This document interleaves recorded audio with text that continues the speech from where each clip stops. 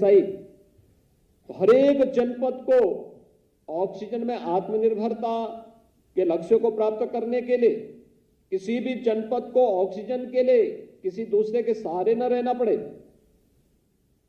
हम लोगों ने पिछले 6 महीनों के अंदर, आप आश्चर्य करते होंगे, 518 ऑक्सीजन प्लांट भी प्रदेश के अंदर अलग अलग जनपदों में स्थापित किए हैं। ये 518 ऑक्सीजन प्लांट प्रदेश के अंदर ऑक्सीजन की आत्मनिर्भरता में के लक्ष्य को प्राप्त करने में सहायक होंगे। अभी 31 ऑक्सीजन प्लांट हमारे और लगने जा रहे हैं। यानी हर एक स्तर पर इस कार्यक्रम को आगे बढ़ाया गया और मुझे प्रसन्नता है कि आज BSL 2 की लगभग 15 नई लैब्स अन्य जनपदों में भी प्रारंभ हो रही है। हम सब जानते हैं कि हमने जो एक प्रक्रिया आगे बढ़ाई है, हम लोगों ने कोरोना का सामना तो किया ही। लोग कहते थे जब सेकंड वेव अभी समाप्ति नहीं हुई थी तो मीडिया में आशंका आने लगे थर्ड वेव आके रहेगी। हम लोगों ने उसी समय उसकी प्लानिंग कर ली थी। हमने कहा थर्ड वेव यूपी में नहीं आएगी, अब हम उसको पहले ही नियंत्रित कर लेंगे,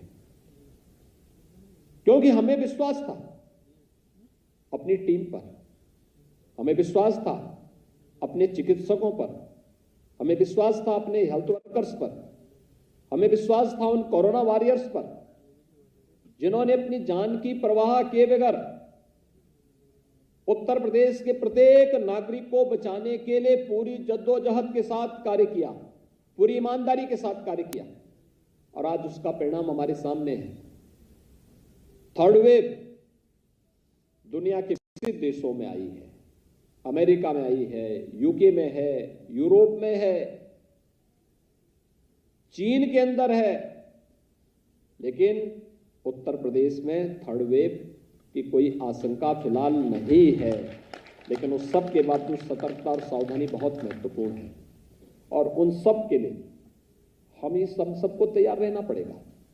मुझे प्रसन्नता है कि 15 लोगों ने अपने यहाँ BSL 2 की जो लैब्स तैयार की है, ये न केवल कोरोना के जांच में, बल्कि मैं देख रहा था कि जब अभी हाल ही के दिनों में कुछ जनपदों में डेंगू से जुड़े हुए और जिका वायरस से जुड़े हुए मामले देखने को मिले थे, तो हमारी इन लैब्स ने भी उसमें बहुत अच्छा सहयोग किया था। बड़ा अच्छा सपोर्ट स्थानीय स्तर पर प्राप्त हुआ था और ये निरंतर लोगों को इसका लाभ प्राप्त होगा, इसमें कोई संदेह नहीं होना चाहिए। एक लंबे समय के लिए हेल्थ इंफ्रास्ट्रक्चर कोरोना के बहाने ही सही प्रदेश के अंदर क्रिएट हुआ है। उत्तर प्रदेश, जिससे लोग ये उम्मीद पहले नहीं करते थे कि उत्तर प्रदेश इतना बेहतर रिजल्ट दे पाएगा, आज धीरे धीरे हर एक फील्ड में हम लोगों ने बेहतर परिणाम दिए हैं। मैं भी देख रहा था यहाँ पे जितने चिकित्सक आए थे, आज 310 चिकित्सक यहाँ पर विशेषज्ञ चिकित्सक हैं। इसमें पीडियाट्रिशियन भी हैं, इसमें गायनेकोलॉजिस्ट भी हैं, इसमें जनरल सर्जन भी हैं, इसमें ऑर्थोपेडिक सर्जन भी हैं, इसमें हर एक फील्ड फिजिशियन भी हैं। यानी पहले गवर्नमेंट हॉस्पिटल में इसकी कल्पना क्यों, डिस्ट्रिक्ट हॉस्पिटल में एक दो कोई मिल जाए तो उसकी तो वहां तक सीमित थी, लेकिन अब यह भी हम लोग देख रहे हैं कि इस प्रकार की एक सुविधा राज्य सरकार ने खोला है। और केवल वहीं पर अभी तो हम लोग प्रदेश के अंदर मेडिकल एजुकेशन के फील्ड में भी जितना बेहतर प्रयास कर रहे हैं, आप अनुमान कर सकते हैं उत्तर प्रदेश ने मेडिकल एजुकेशन के फील्ड में कितना कार्य किया। 1947 से लेकर 2017 तक, यानी 70 वर्षों में उत्तर प्रदेश के अंदर केवल 12 मेडिकल कॉलेज बने थे, गवर्नमेंट सेक्टर में 12 मेडिकल कॉलेज। और आज 2017 से लेकर के 2021 के बीच में, यानी 4.5 वर्ष में हमारी सरकार, भारत सरकार के से 33 नए मेडिकल कॉलेज बना रही है। 33 नए मेडिकल कॉलेजेस वर्तमान में उत्तर प्रदेश में बन रहे हैं।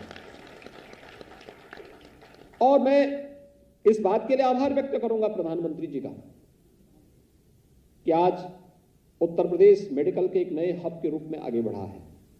ये मेडिकल कॉलेज 2019 में हम लोगों ने 8 मेडिकल कॉलेजेस प्रारंभ किए। वहां पे MBBS की पढ़ाई प्रारंभ हो चुकी है, उनका एक तीसरा सत्र प्रारंभ हो रहा है। इस सत्र में हम लोग 9 नए मेडिकल कॉलेजेस प्रारंभ कर रहे हैं। अभी हाल ही में सिद्धार्थनगर से प्रधानमंत्री जी ने उन 9 मेडिकल कॉलेजेस को शुभारंभ किया। नए सत्र के लिए एनएमसी से उनकी परमिशन लेकर के उसको आगे बढ़ाने की कार्रवाई की है। हमारे शेष 17-18 नए मेडिकल कॉलेजेस बन रहे हैं। वर्तमान में युद्ध स्तर पर कार्य चल रहा है। हमारा प्रयास है 2022 के सत्र में हम वहां पर एमबीबीएस की प्रवेश की प्रक्रिया को आगे बढ़ाने का कार्य करेंगे। मुझे याद है जब मैं देवरिया गया था, देवरिया का मेडिकल कॉलेज भी इस सत्र में प्रवेश के लिए प्रारंभ हो चुका है, उसकी परमिशन मिल चुकी है। तो मैंने उस समय वहां पूछा, मैंने कहा भी डिस्ट्रिक्ट हॉस्पिटल को लेकर के हम मेडिकल कॉलेज बना रहे हैं, मेडिकल कॉलेज की अपनी बिल्डिंग बन चुकी है, हॉस्पिटल डिस्ट्रिक्ट हॉस्पिटल का है, फैकल्टी कम दिखाई जा रही है। एनएमसी की टीम आई, उन्होंने कहा फैकल्टी कम है। तो मैंने कहा जो हमारे विशेषज्ञ चिकित्सक तैनात हैं ये लोग कहाँ हैं? तो कहा गया साहब यहाँ पे तो मेडिकल कॉलेज, यहाँ पे डिस्ट्रिक्ट हॉस्पिटल में विशेषज्ञ चिकित्सकों की तैनाती नहीं होती। तो मैंने कहा फिर कहाँ तैनाती होती है? उनकी गिनती नहीं थी। फिर हम लोगों ने अपनी पॉलिसी में संशोधन किया और आज उसका परिणाम है कि उत्तर प्रदेश लोक सेवा आयोग ने बड़े पैमाने पर यह नियुक्ति की प्रक्रिया को समयबद्ध ढंग से आगे बढ़ाते हुए विशेषज्ञ चिकित्सकों को भी आगे बढ़ाने का कार्य किया। ये न केवल चिकित्सा स्वास्थ्य के लिए बल्कि प्रदेश के अंदर जो नए मेडिकल कॉलेजेस बन रहे हैं, क्योंकि अभी हम लोग प्रदेश के अंदर 59 जनपदों में एक मेडिकल कॉलेज देने में सफल हैं गवर्नमेंट सेक्टर के। 16 जनपद अभी हमारे बचे हुए थे। इन 16 जनपदों के लिए भी हम लोगों ने पीपीपी मोड पर एक नया व्यवस्था वहां पे लागू की है कि वहां पर भी हम एक नया मेडिकल कॉलेज बनाएंगे और वहां पर पीपीपी मोड पर हमारे मेडिकल कॉलेज बनने की प्रक्रिया तेजी के साथ आगे बढ़ी है।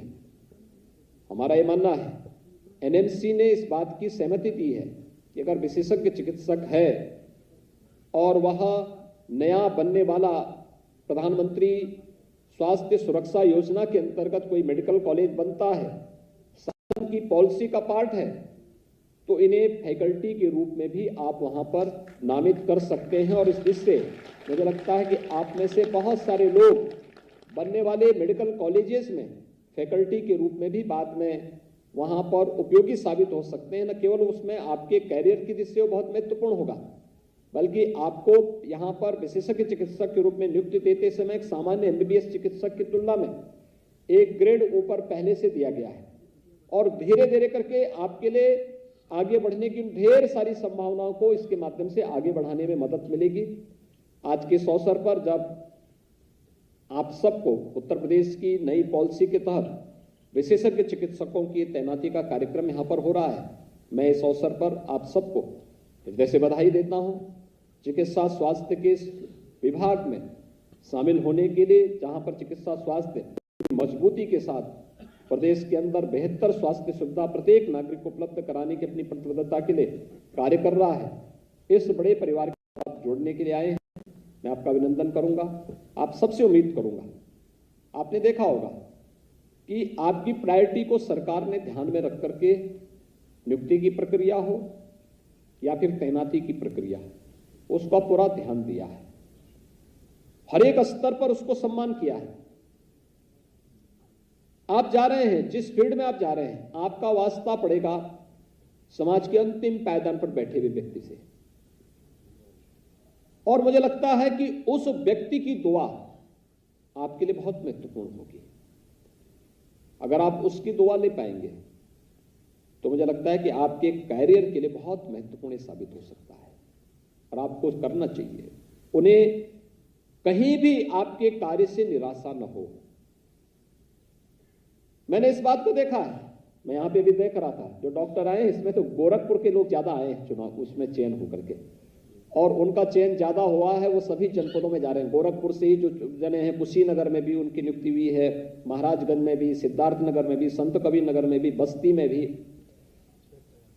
बहराइच में भी। लेकिन हमारा प्रयास होना चाहिए कि हमारी तैनाती जहां हुई है, हम वहां पर किसी भी व्यक्ति को निराश न होने दें। याद रखना, डॉक्टर जितना अधिक पेशेंट देखेगा, संख्या सीमित मत रखिए। आपके पास एक नया एक्सपीरियंस आएगा।